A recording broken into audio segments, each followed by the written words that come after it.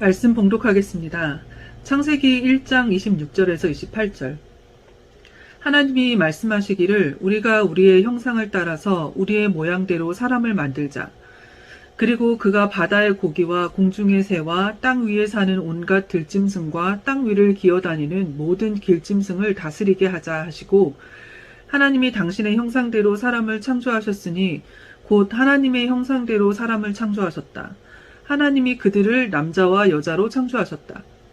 하나님이 그들에게 복을 베푸셨다. 하나님이 그들에게 말씀하시기를 생육하고 번성하여 땅에 충만하여라. 땅을 정복하여라. 바다의 고기와 공중의 새와 땅 위에서 살아 움직이는 모든 생물을 다스려라 하셨다. 창세기 2장 7절에서 8절, 16절에서 7절입니다. 주 하나님이 땅의 흙으로 사람을 지으시고 그의 코에 생명의 기운을 불어넣으시니 사람이 생명체가 되었다. 주 하나님이 동쪽에 있는 에덴의 동산을 일구시고 지으신 사람을 거기에 두셨다. 주 하나님이 사람에게 명하셨다. 동산에 있는 모든 나무의 열매는 내가 먹고 싶은 대로 먹어라. 그러나 선과 악을 알게 하는 나무의 열매만은 먹어서는 안 된다. 그것을 먹는 날에는 너는 반드시 죽는다. 창세기 3장 16절에서 19절, 22절에서 24절 말씀입니다. 여자에게는 이렇게 말씀하셨다. 내가 너에게 임신하는 고통을 크게 더할 것이니 너는 고통을 겪으며 자식을 낳을 것이다. 내가 남편을 지배하려고 해도 남편이 너를 다스릴 것이다. 남자에게는 이렇게 말씀하셨다. 내가 아내의 말을 듣고서 내가 너에게 먹지 말라고 한 그 나무의 열매를 먹었으니 이제 땅이 너 때문에 저주를 받을 것이다. 너는 죽는 날까지 수고를 하여야만 땅에서 나는 것을 먹을 수 있을 것이다. 땅은 너에게 가시덤불과 엉겅퀴를 낼 것이다. 너는 들에서 자라는 푸성귀를 먹을 것이다. 너는 흙에서 나왔으니 흙으로 돌아갈 것이다. 그때까지 너는 얼굴에 땀을 흘려야 나다를 먹을 수 있을 것이다. 너는 흙이니 흙으로 돌아갈 것이다. 주 하나님이 말씀하셨다. 보아라, 이 사람이 우리 가운데 하나처럼 선과 악을 알게 되었다. 이제 그가 손을 내밀어서 생명나무의 열매까지 따서 먹고 끝없이 살게 하여서는 안 된다. 그래서 주 하나님은 그를 에덴 동산에서 내쫓으시고 그가 흙에서 나왔으므로 흙을 갈게 하셨다. 그를 쫓아내신 다음에 에덴 동산의 동쪽에 그룹들을 세우시고 빙빙 도는 불칼을 두셔서 생명나무에 이르는 길을 지키게 하셨다. 아멘. 예, 지난주에 한 처음에 그리고 지금 시리즈 설교는 마무리했습니다. 마무리하겠다고 했고 또 마무리했다고 생각했습니다.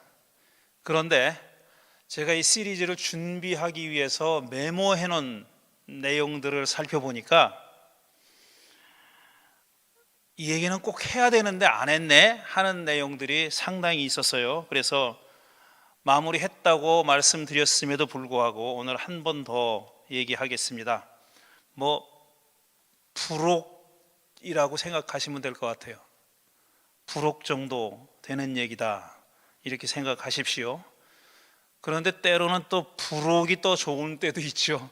본편보다 부록이 좋은 때도 있는데 그렇게 될지는 모르겠습니다. 어쨌든 저는 제가 메모해 놓은 것들 가운데서 꼭 이야기했어야 한다고 생각했던 내용들을 가지고 얘기하겠습니다. 좀 두서가 없을 수도 있어요.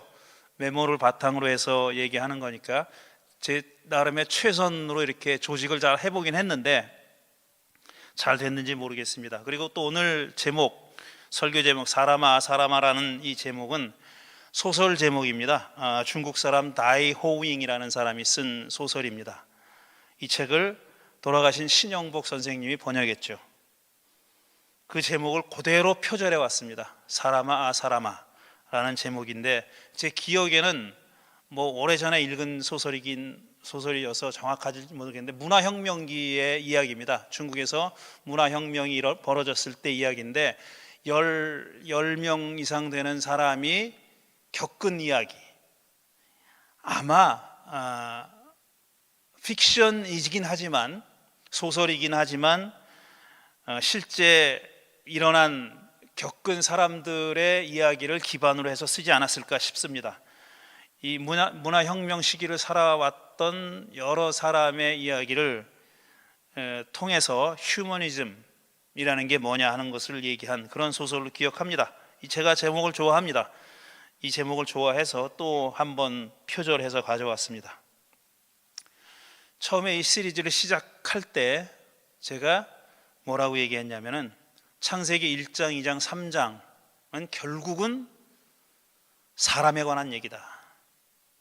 특히 관계에 관한 얘기다 말씀드렸습니다. 하나님과 사람, 세상 이렇게 삼자 간에 엮인 관계, 하나님과 사람과의 관계, 또 하나님과 세상과의 관계, 사람과 세상과의 관계, 이 관계에 관한 얘기인데, 말은 이제 우주가 어떻게 시작됐고 빛과 어둠이 어떻게 갈라졌고 하늘과 물이 어떻게 나누어졌고 해와 달과 별이 어떻게 창조됐고 또 그렇게 각각의 공간에서 살아가는 생물들이 어떻게 만들어졌는지 하는 얘기를 서술하고 있지만 실제로 초점은 사람에게 놓여 있습니다. 해, 달, 별, 빛, 어둠 이게 아니고 사람에게 놓여 있는 거죠. 그래서 가히 아마 사람 중심주의적인 세계관이 반영되어 있다고 말할 수 있습니다. 요즘은 이런 사람 중심주의라는 것이 굉장히 비판을 받죠. 너만 생물이냐? 너만 생명이냐?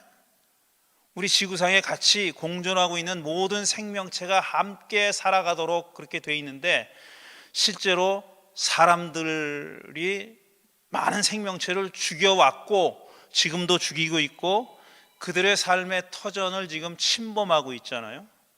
그래서 요즘은 이런 사람 중심주의를 얘기하면은 욕먹습니다. 비판받죠. 그런데 이 텍스트가 쓰였을 때는, 창세기가 쓰였을 때는 그런 생각이 없었죠, 아예. 그러니까 사람이 중요한 겁니다. 그야말로 만물의 영장이라고 생각했고 당연히 사람 중심으로 생각하고 서술하는 것이 아무 문제도 되지 않았어요. 그래서 지금 우리가 가지고 있는 텍스트는 사람에게 초점이 맞춰져 있는 겁니다. 여러분 기억하실 겁니다. 아마 매트릭스라는 영화가 있죠. 처음에 1편이 1999년도에 나왔어요. 이게 히트해가지고 엄청나게 큰 돈을 버니까 2편하고 3편이 계속 나왔습니다. 2000년대 초기에 계속 나왔는데 저뿐 아니라 아마 많은 사람들이 그렇게 생각할 겁니다. 아, 이거 매트릭스는 1편 만들고 말았어야 된다. 2편, 3편은 1편의 수준에 비하면 너무나도 허접하다. 이런 생각을 하는 사람들이 많습니다. 뭐 저도 일견 동의하는데 1편을 만들어서 돈을 이렇게 벌었으니까 2편, 3편 계속 만든 거죠. 저는 이 매트릭스라는 1999년도에 나온 1편은 그야말로 세기 말에 나왔어요. 21세기로 들어서기 전에 2000년 들어서기 전에 직전에 나온 겁니다. 아마 그래서 영화에는 알게 모르게 어떤 불안감, 새천년에 무슨 일이 벌어질까, 뭐 Y2K 이런 것도 있었잖아요. 그러니까 무슨 일이 벌어질지 모르니까 새로운 천년이라는 것을 인류가 뭐 얼마나 많이 겪었겠어요. 얼마 많이 안 겪었잖아요. 그러니까 새천년을 겪으면서 막연하게 가졌던 불안과 어떤 두려움 같은 것이 표현되어 있다라고 이렇게 봅니다. 매트릭스 내용은 다 알 테니까 세상에는 진짜 세상과 가짜 세상이 있다는 거예요. 근데 가짜 세상이 바로 매트릭스라는 겁니다. 가짜 세상은 기계가 조정하고 있는 세상이에요. 근데 가짜 세상 매트릭스에 사는 사람들은 자기들이 그렇게 조종당하는지도 모르고 가상세계에서 가짜 세상에서 사는지도 모르는 겁니다. 그런데 그 사실을 알게 된 소수의 사람들이 있는 거죠. 그 사람들이 어디서 왔는지는 잘 몰라요. 왜 그 사람들만 그렇게 알게 됐는지는 모르겠는데 어쨌든 소수의 사람들이 있고 그 현실을 지금 바꾸려고 하는 겁니다. 기기에 의해서 지배받는 가짜 세상 매트릭스에서 만족하고 아무것도 모르고 살아가는 사람들과는 달리 이 기계의 지배에서 벗어나고자 하는 사람들, 소수의 사람들이 있는 거고 그런 인식은 어쩌면은 무의식적으로 온다는 거죠. 이 주인공인 니오라는 사람이 꿈을 꾸고 자꾸 이상한 걸 보는 거예요. 이상한 느낌이 드는 거예요. 이 사람은 해커인데 해킹하는 걸로 돈 벌어먹고 사는 사람인데 자꾸 그런 일이 벌어지는 겁니다. 그런데 이 먼저 그런 사람들, 먼저 그렇게 된 사람들, 이게 가짜 세상에 살고 있다는 것을 알게 된 사람들은 바로 니오라는 주인공이 메시아라고 생각하는 겁니다.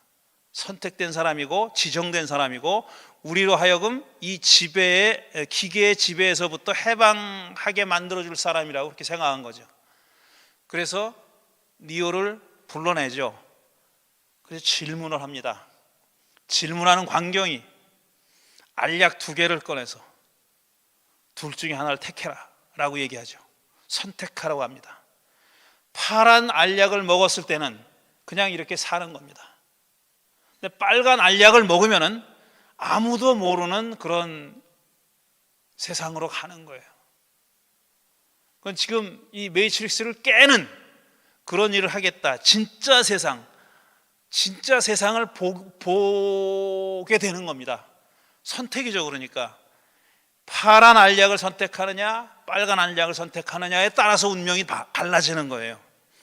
저는 그 영화를 여러 번 봤는데 여러 번 볼 때마다 맨 처음 봤을 때도 이게 성경 얘기다. 무슨 성경을 공부하는 학생 아니랄까 봐 이거 성경 얘기로구나 하는 거를 금방 알아차렸어요. 왜냐하면은 물론 겉으로 봐서도 등장하는 이름들이 죄다 성경에서 온 겁니다. 거의 다 성경에서 온 거예요. 여자 주인공이 트리니티잖아요. 그건 삼위일체입니다. 트리니티, 삼위일체죠. 걔네들이 타고 다니던 비행기가 뭡니까? 느부갓네살이에요. 느부갓네살, 바벨론 왕입니다. 왕 이름이에요. 메소포타미아 왕 이름이죠. 그 다음에 그들이 피난처가 뭡니까? 자이언이에요. 시온이에요. 시온. 또 배 이름이 하나 나오는데 그 배는 또 로고스야. 죄다 성경에서 온 이름들이고, 죄다는 아니지만 많은 경우에 성경에서 온 이름들이고, 이야기의 구조 자체가 성경 이야기입니다. 그것도 특히 창세기 3장 이야기, 에덴 동산 이야기라고 저는 바로 느꼈습니다. 바로 느꼈어요. 또 니오가 메시아잖아요. 그러니까 니오를 가리켜서 메시아라고 부르는 대목들도 많이 나와요.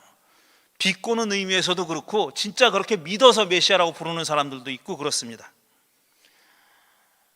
선택의 문제라고 했는데 이 첫 편에, 그러니까 영화 첫 편의 앞부분에 나오는 그 니오가 빨간 약이냐 파란 약이냐를 선택하는 그 장면에서 그게 결정적인 장면이에요. 그래서 영화가 진행되는 겁니다. 이는 빨간 약을 선택했죠.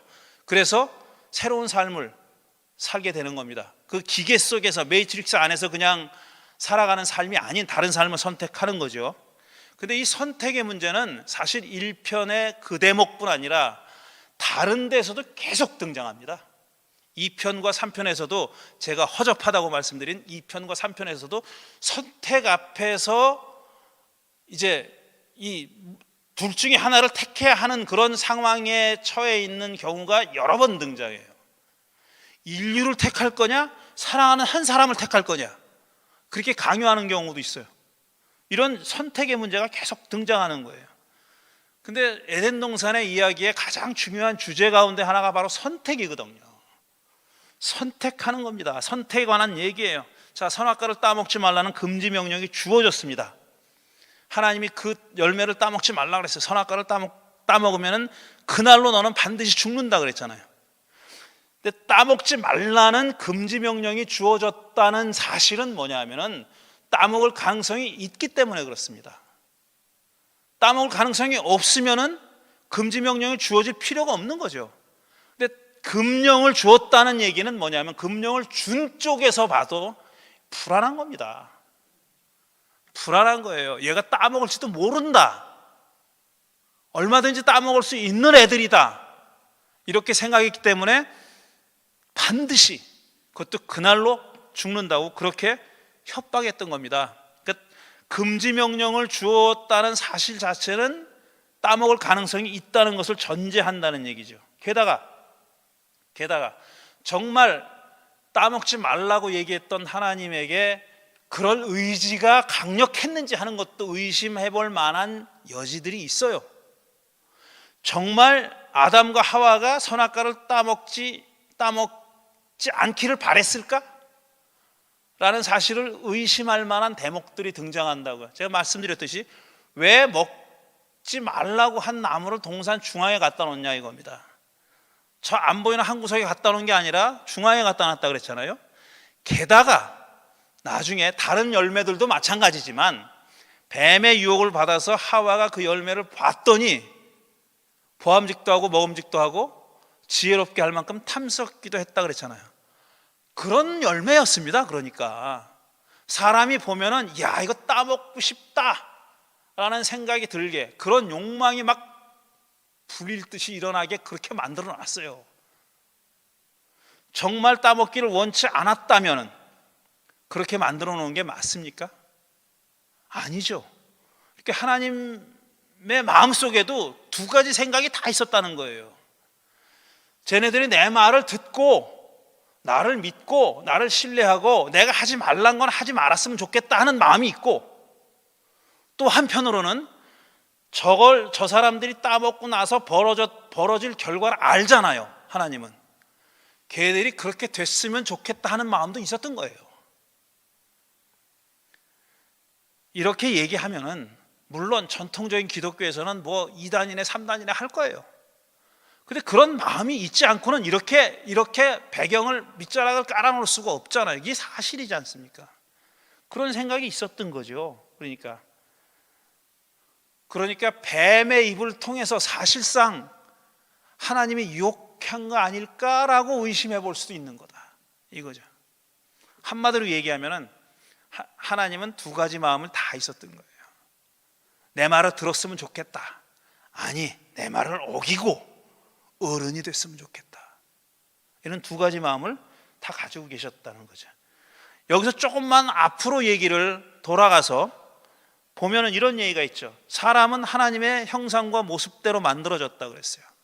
하나님의 형상과 모습대로 만들어졌다. 그리고 나서 그 다음에 하나님이 아담의 반려자를 찾으려고 모든 동물들을 데리고 왔다 그랬잖아요. 근데 아담은 거기서 반려자를 못 찾고 그 대신 이름을 붙여줬어요. 그 모든 짐승들에게 이름을 붙여줬어요. 그러나 반려자가 될 만한 존재가 그 안에는 없었습니다. 그래서 아담을 깊이 잠들게 해서 갈비뼈를 하나 취해가지고 하와를 만들었잖아요. 그러니까 하나님이, 귀가 왜 이래? 이건 다 하나님 입장에서 보고 한 얘기예요. 하나님 시각에서 보고 하는 거예요. 하나님이 사람을 당신의 형상과 모습대로 만들었다고 얘기했고, 그 다음에 하나님이 동물들을 가져와서 반려자를 찾았는데 없어서 하나님이, 다 주격은 하나님이라는 거예요. 지금 하나님이 아담을 잠들게 해서 여자를 만들었다 이렇게 되어 있어요. 근데 이 얘기를 뒤집어 보자고요. 뒤집어서 사람의 시각에서는 이게 어떻게 보일까? 지금 우리가 가지고 있는 성경은 하나님의 시점에서 서술되어 있어요.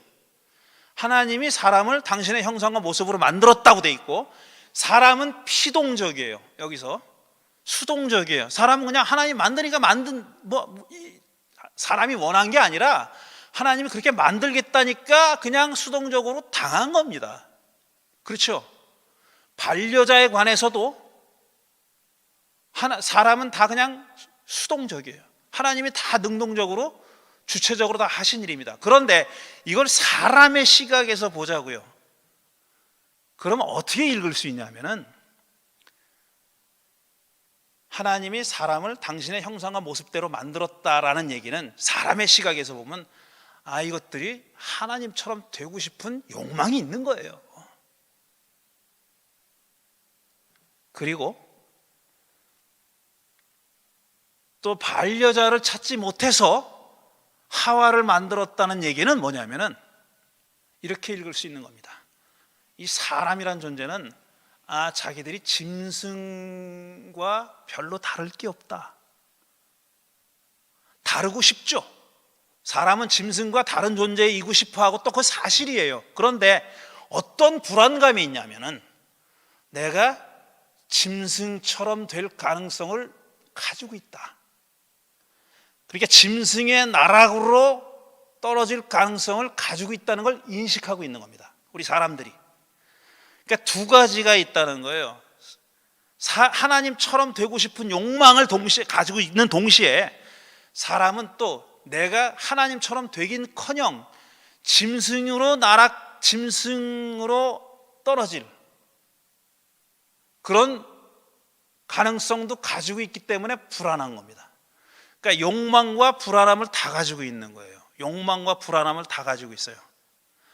이런 욕망이 표현된 게 선악과 따먹은 거예요. 이 선악과 따먹은 얘기는 사람이 하나님처럼 되고 싶은 욕망이 얼마나 강하다는 것을 표현해 주는 얘기입니다. 이 두 가지 가능성을 다 가지고 있는 거죠. 동시에 또 우리와 짐승이 그렇게 크게 다르지 않다는 것도 자기들이 알아 다. 먹고 싸고 섹스해서 애 낳고 동물들이 하는 짓거리랑 똑같은 짓거리들을 합니다. 그리고 생물학적으로도 유전학적으로도 지인으로 봐서도 사람하고 가장 닮은 짐승이라는 침팬지하고 유전자가 1.2% 혹은 1.6%가 다르답니다. 거의 99%가 똑같은 거예요. 거의 똑같은 거예요. 다른 게 없는 겁니다. 이런 사실을 물론 창세기를 쓴 사람 몰랐어요. 99%가 같은지 아닌지 알 게 뭡니까 그들이. 그런데 이들은 본능적으로 알고 있는 거예요. 야, 우리가 자칫하면 짐승처럼 살 수도 있는 존재들이라는 걸 알고 있는 거예요. 근데 창세기를 쓴 사람만 그렇게 생각한 게 아니라 훨씬 이전부터 인간의 진화의 역사를 보면은 훨씬 이전부터 그런 생각을 가지고 있었던 겁니다. 사람들은 하나님처럼 어떤 자기가 감히 범접할 수 없는 어떤 존재가 되고 싶은 욕망과 그 다음에 저 아래 짐승에게로 추락할 수 있는 가능성을 다 가지고 있다는 걸 알았기 때문에 사람들은 어떤 진화적으로 어떻게 살아왔냐면 무리를 져서 살았던 거예요. 집단, 무리를 져서 살았어요. 사람이라는 종은 참 연약합니다. 혼자 가만히 놔두면은 자연 세계 안에서 그냥 남의 밥이 되기 가장 쉬워요. 엄청 느려요. 게다가 태어나가지고 사람 구실하려면은 뭐 걷고 뛰고 하려면 상당히 시간이 걸립니다. 이런 여러 조건이 사람이라는 개체는 혼자 살기 힘들게 돼 있어요. 그래서 무리를 진 겁니다. 아주 일찍부터 사람들은 무리를 져서 살았는데 그 무리를 져서 서로 소통할 수 있는 범위가 150명 정도라고 유발 하라리가 사피엔스에서 그렇게 얘기했어요. 150명 정도만 사람이 집단을 이뤄서 서로 소통하면서 집단이 집단답게, 공동체가 공동체답게 살 수 있다. 그 집단의 숫자는 150명을 넘으면 안 된다. 150명이 근거는 잘 모르겠어요. 120명 아니고 왜 150명인지 잘 모르겠는데 어쨌든 그렇다는 겁니다. 그런데 지금 우리 사람은 어떻게 살고 있습니까? 150명이 뭐예요? 얼마나 큰 공동체가 많습니까? 직접 소통을 못하는 무수히 많은 사람들, 그런 사람들이 같이 살아가고 있잖아요 지금. 물론 소통의 수단도 옛날과는 많이 비교도 할 수 없이 많이 발달했죠. 근데 이 사람의 공동체의 사이즈가 엄청나게 커졌어요 지금은. 그런데 지금처럼 이렇게 소통이 많이 발전하지 않았을 때, 소통 수단이 많이 발전하지 않았을 때 우리 인간들이 150명 넘어가는 그런 공동체를 살면서 어떻게 그 아이덴티티를, 집단의 정체성을 유지하면서 살았느냐 하면은 이야기를 만들어내서 그랬습니다. 스토리 메이킹을 한 거예요. 이야기를 만들어낸 거예요. 가상의 정체성을 만들어냈어요. 실제로 우리가 접하진 않지만 우리 한국 사람이잖아요. 이민 와서 살고 있는 한국 사람 얼마나 많아요. 근데 우리는 이민 와서 살고 있는 코리안 아메리칸이라는 아이덴티티를 가지고 있어요. 어떻게 가지고 있습니까? 이야기가 그걸 갖게 한 겁니다. 이야기가. 우리 사람은 이야기를 만들어내는 생물입니다. 그걸 다른 말로 하면 역사적인 생물이라고 얘기할 수 있어요. 역사라는 건 뭐냐면은 사람들이 만들어낸 이야기입니다. 그러니까 처음부터 역사는 일어난 일을 그대로 전하는 게 아니에요. 처음부터 그렇지 않았습니다. 지금 뭐 근대 들어와 가지고 현대 들어와 가지고 역사가 뭐 있는 걸 그대로 전하는 것처럼 그렇게 거짓말하잖아요. 그건 거짓말이에요. 역사는 이야기입니다. 왜 이야기를 만들어내냐면은 정체성을 유지하기 위해서. 한민족의 역사, 미국 역사, 유럽 역사 전부 다 그렇게 만들어내는 이야기입니다. 우리 인간들은 그렇게 이야기를 만들어내는 그런 능력을 진화시켜 왔기 때문에 지금처럼 살아가고 있다라는 거죠.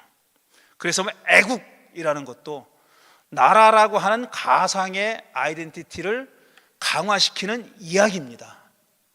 그걸 요즘 국뽕이라고 얘기하죠.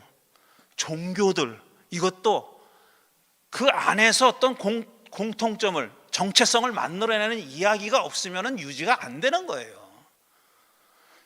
그러니까 예수님이 실제로 살았던 인물이냐 아니냐가 아니라 예수님에 관한 이야기를 만들어내지 못했으면 기독교는 존재하지 못합니다. 유대교도 마찬가지예요. 유대교도 모세라는 개인, 다윗이라고 하는 개인, 거기서부터 더 부풀려진 한 종족의 이야기를 만들어냈기 때문에, 그런 이야기를 만들어냈기 때문에 여지까지 살아있는 겁니다. 사람들이 종교가 없어질 거다 이렇게 얘기하잖아요. 뭐 칼 막스가 벌써 19세기에 그런 예언을 했어요. 종교를 없애려고 애쓰지 말아라. 저절로 없어진다. 종교가 없어지려면은 이야기가 없어지는 겁니다. 이야기가 없어져야 돼. 교세가 줄고 교회가 문을 닫고 그래서 없어지는 게 아니라 그리스도교가 더 이상 자기의 이야기를 만들어내지 못하면은 없어지는 거예요. 그건 사라지고 마는 거죠. 소멸해 버리고 마는 거죠. 이렇게 만들어낸 이야기 중에 우리 인간을 인간답게 하는 이야기가 뭐냐면은 내가 누군가, 나는 누군가, 이걸 묻는 거예요. 우리 인간이라는 종은, 생물은 자기에 대한 질문을 할 수 있는 유일한 종이다라고 알려져 있습니다.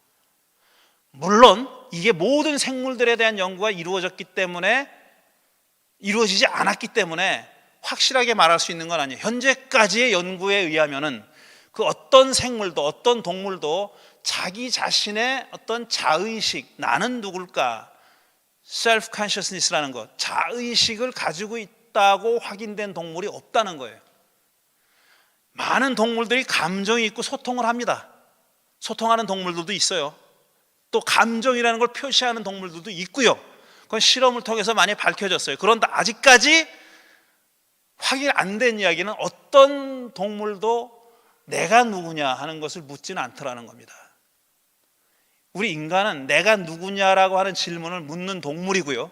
그 다음에 또 내가 누구냐를 묻다 보니까 나 아닌 타인, 나 말고 타인, 그게 유가 됐든지 2인칭이 됐든지 3인칭이 됐든지 간에 나 아닌 타인에 대한 인식이 있는, 아 쟤는 남이로구나, 나 아닌 타인이로구나 라는 인식, 그리고 이 관계를 어떻게 맺어야 되느냐 하는 것까지 포함해 가지고, 그러니까 타인에 대한 인식을 가지고 있는 존재라는 겁니다.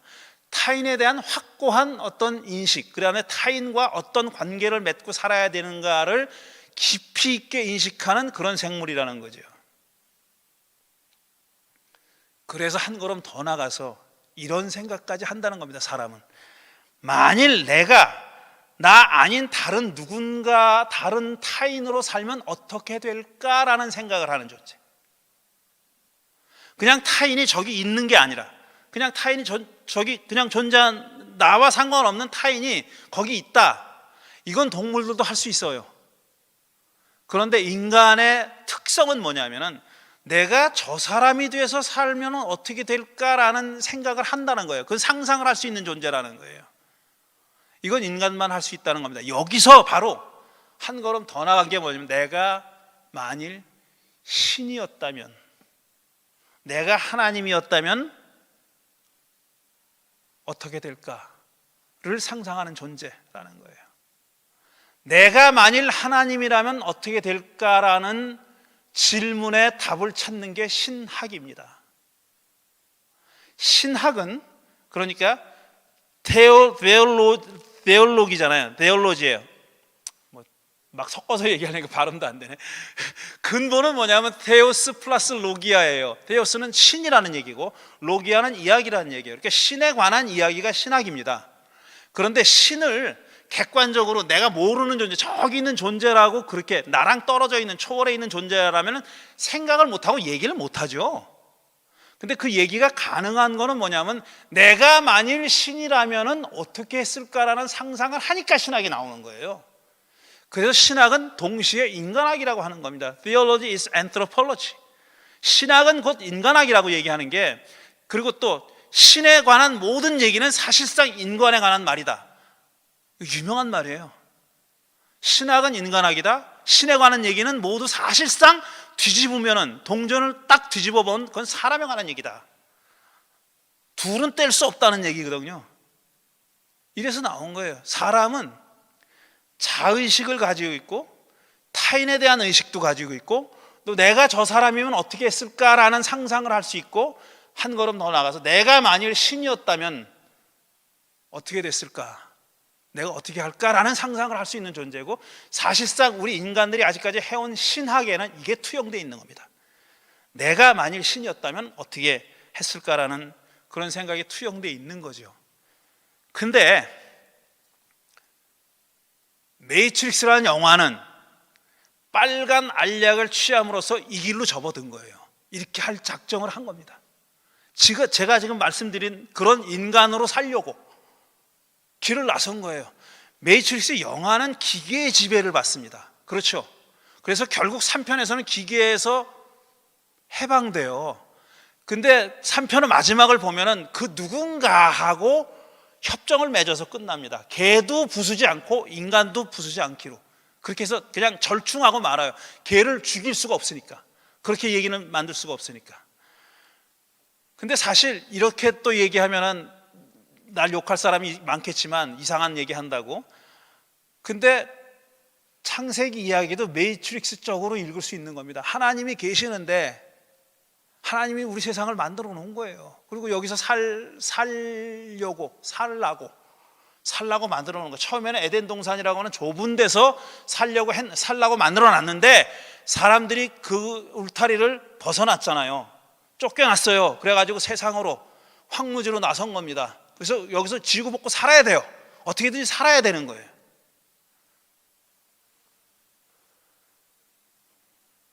이 얘기는 영화에서 매트릭스 안에서 만족하고 사는 것을 거부한 그런 이야기죠. 거부한 그런 얘기예요. 다른 점이 있다면 매트릭스에서 기계와 사람은 적대적입니다. 그런데 창세기 이야기에서는 그렇게 적대적이지 않은 거죠. 그 선택이 어디서 이루어졌냐면 영화에서는 빨간 알약을 먹는 순간, 에덴 동산 이야기에서는 선악과를 따먹는 순간 이루어진 겁니다. 그 선택이. 그리고 그 다음에는 그 선택에 기반해 가지고 삶이 전개된 거죠. 그런데 우리의 신앙은 이렇게 황무지 같은 세상으로 추방당한 인간들에게 하나님이 그들을 그냥 니들이 알아서 살아 라고 내버려 두지 않으셨다고 믿어요. 그렇게 믿습니다. 그래서 하나님께서 섭리라는 것을 통해서 우리에게 도움도 주시고, 그 다음에 계시라는 것을 통해서 우리에게 당신의 뜻을 알려주신다고 그렇게 믿습니다.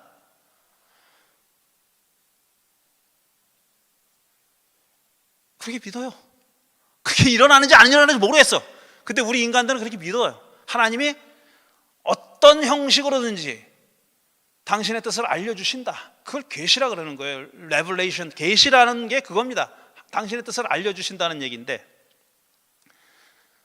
우리 사람들은 아직까지 기독교에서는 어떻게 생각해 왔냐면 하나님이 once and for all, 단번에 단박에 결정적인 계시를 주셨다, 이렇게 주장해 왔어요.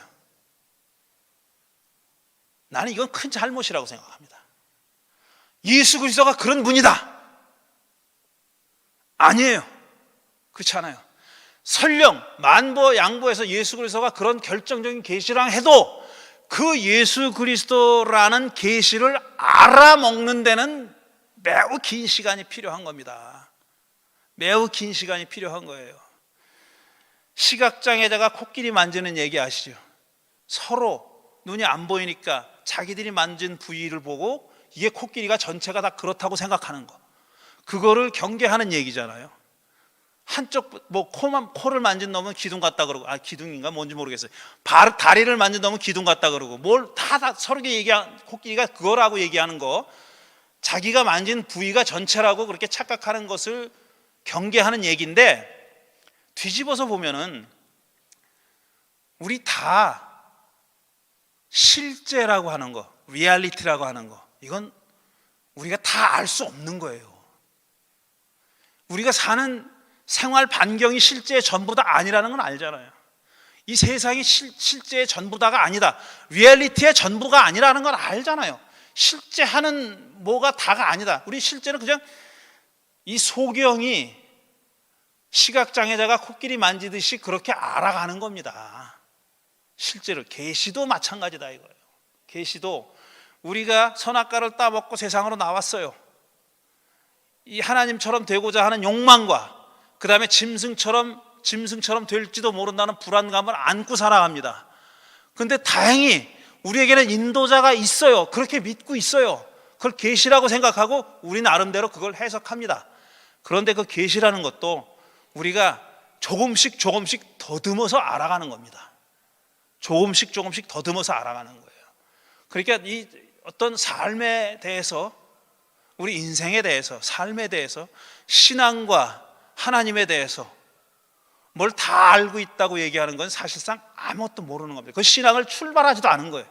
시작도 못한 겁니다. 아직까지 삶을 진지하게 살아보지도 못한 거예요.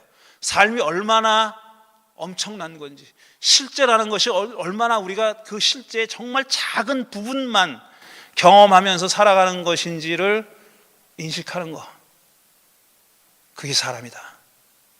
그리고 그게 또 신앙이다. 이 얘기를 꼭 하고 싶었습니다. 그래서 부록으로 한 번 더 얹어봤습니다. 지금 드린 말씀 생각하면서 잠시 묵상하는 시간 갖겠습니다.